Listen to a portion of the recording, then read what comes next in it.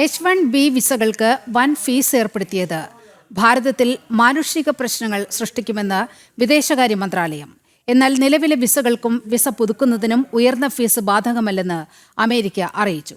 അതേസമയം ഉയർത്തിയ ഫീസ് ഒരു തവണ മാത്രമായിരിക്കും അടയ്ക്കേണ്ടി വരികയെന്നും വൈറ്റ് ഹൌസ് വിശദീകരിച്ചു.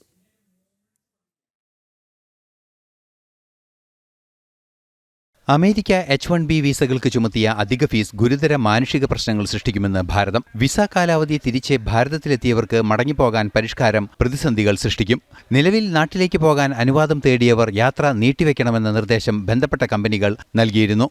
ഇക്കാര്യത്തിൽ പ്രായോഗിക തീരുമാനങ്ങൾ എടുക്കണമെന്ന് ഭാരതം ആവശ്യപ്പെട്ടു. ഭാരതത്തിന്റെ ഇടപെടലിനെ തുടർന്ന് വിസകൾ പുതുക്കുന്നതിനും നിലവിലെ വിസകൾക്കും ഫീസ് ബാധകമാകില്ലെന്ന് US അറിയിച്ചു. H-1B വിസകളിൽ 70% ഭാരതീയർക്കാണ് നൽകിയിരിക്കുന്നത്. അക്കാരണത്താൽ തന്നെ രാജ്യങ്ങൾ തമ്മിലുള്ള ജനകീയ ബന്ധം പുനഃസ്ഥാപിക്കുന്നതിന് കാര്യക്ഷമമായ ഇടപെടൽ ഉണ്ടാകണമെന്നായിരുന്നു ഭാരതത്തിന്റെ ആവശ്യം. ഇന്നു മുതലാണ് പുതുക്കിയ നിരക്ക് പ്രാബല്യത്തിൽ വരിക.